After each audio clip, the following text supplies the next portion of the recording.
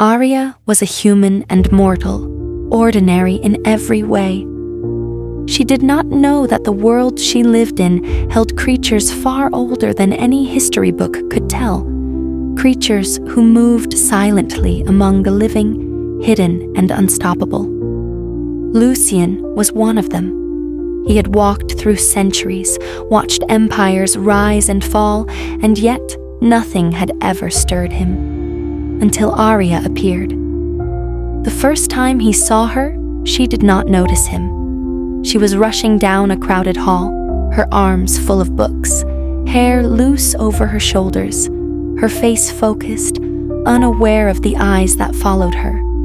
Lucien stood in the shadow of a marble column, observing everything, the way she chewed her lip when concentrating, the tilt of her head, the rhythm of her heartbeat. A hunger unlike any he had felt in centuries spread through him. He began following her, quietly at first, at a distance, just watching. But soon it became impossible to resist being closer, being near her, claiming her presence in every way he could. In the library, he lingered behind rows of shelves, inhaling the faint scent of her hair. At the cafe, he sat in a corner, eyes fixed, watching her laugh with friends. Every movement she made, every small gesture, pulled him deeper into obsession. Other men began to notice her as well. Lucien did not allow it. One boy smiled at her in the hall. By morning, he was gone, whispered about in corners of the school as if he had simply vanished. Another tried to offer her a ride home. That night, he returned pale and trembling, unable to speak of what had frightened him. Lucien's warning was unmistakable. She belonged to him, whether she realized it or not. Aria felt something, a subtle unease, but she dismissed it as imagination. The feeling of being watched, guided, constrained, she could not put a name to it. And she certainly did not know it was Lucien, stalking her silently, everywhere she went. Then came the night he revealed himself.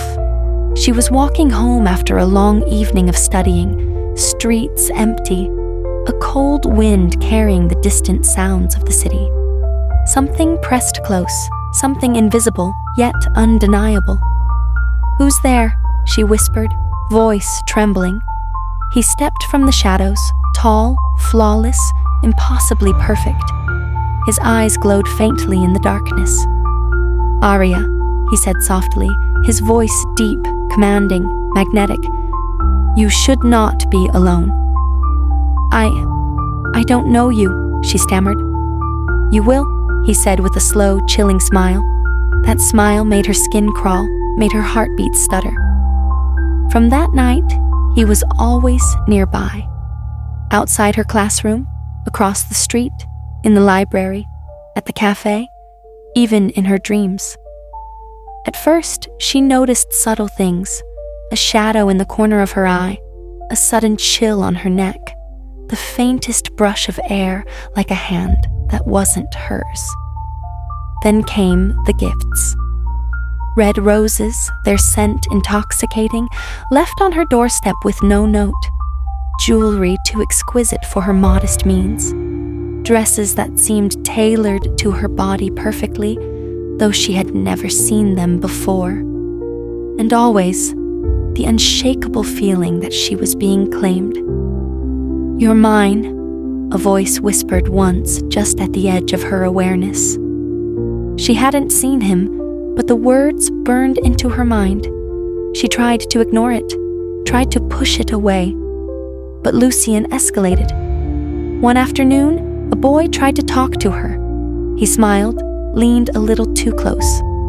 That night, Lucien appeared in her room, and the boy was unconscious in the doorway, unharmed but terrified beyond reason. Lucien's eyes bored into hers. "You are mine," he said, low, dangerous. "Do you understand?" Fear, confusion, and something darker twisted inside her. Her mind screamed to run, but her body betrayed her in ways she could not name. Days and nights blurred together. She would wake to find him silently sitting across her room, eyes glinting in the dark. Sometimes she would hear his whispers curling through her dreams. You belong to me.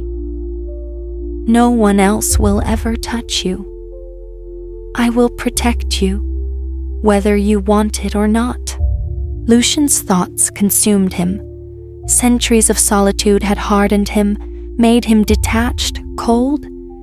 He had walked through the world without attachment, without desire, until Arya. She stirred something in him he did not understand, something dangerous, possessive, obsessive. She was fragile, fleeting, and he could not let her go. Not now, not ever. He calculated every move. Every man who approached her, he removed from her orbit silently, efficiently. No one would claim her. No one would even try. She was his. One night, Arya confronted him. Why are you doing this? She demanded, voice trembling, tears running down her cheeks. Why me? Lucian leaned close. His fangs grazed her skin. Because you are the first thing in centuries that makes me feel alive. I cannot allow anyone near you. I am not a man who falls in love. I am a predator who claims. Her heart pounded. Her instincts screamed to flee. Her body, however, betrayed her.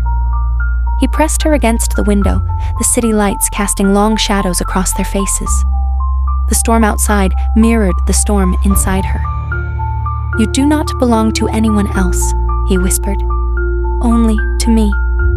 I don't love you, she replied, voice shaking. His fangs hovered dangerously close. Then I will make sure you never love anyone else, he said, low and possessive. Fear and something darker churned inside her. Every nerve screamed to run.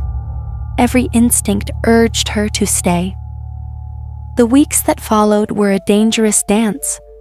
Lucian's presence was everywhere, sometimes subtle, sometimes terrifyingly close. On the street, he shadowed her steps, silent and patient. And when she tried to speak to someone else, he was there in the shadows, reminding her of his claim. Her nights became haunted by dreams. He whispered promises and threats in her sleep, wrapping her mind in confusion and desire. You are mine, he murmured in the darkness of her dreams, always. Do not fight it, little one. You cannot fight me.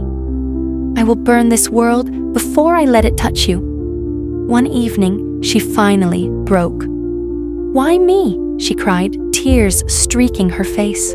Why are you doing this to me? Lucian's face was inches from hers. His fangs traced her skin, teasing, dangerous, intimate. Because you are the first thing in centuries that makes me feel alive.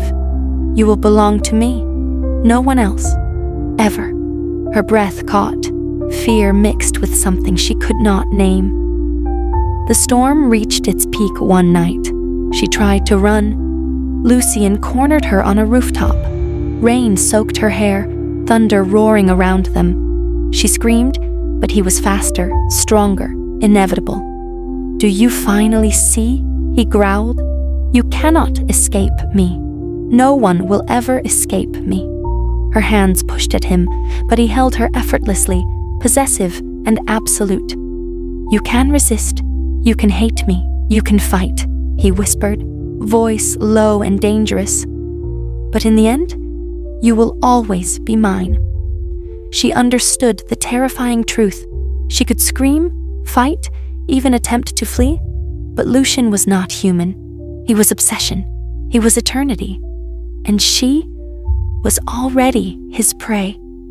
The rain soaked her clothes, clung to her skin, and she felt the intensity of his presence, the overwhelming dominance that consumed everything around them. And for the first time, in the terror and the rain, the danger and the dark, she could not deny the pull between them. He bent close, fangs brushing her neck, lips grazing her skin. "Lucien," she whispered, half plea, half surrender. "That's it," he smiled. "Say my name. Soon, it will be the only name you'll ever remember." And then she understood. She could run, she could fight, she could scream, but Lucien was eternal, obsession incarnate, and she belonged to him.